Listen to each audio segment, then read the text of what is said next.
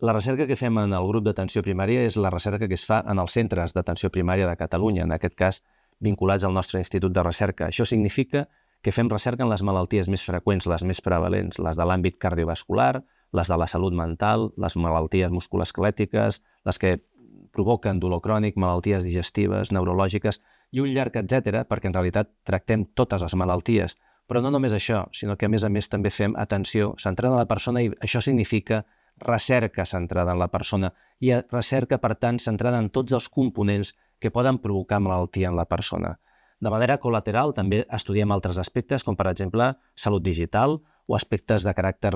de gestió relacionats amb l'ús de medicaments, amb la farmacoeconomia i també recerca amb altres aspectes que són molt propers a la persona, tan propers que canvien radicalment la manera de fer i de tractar d'aquella malaltia, d'aquella persona,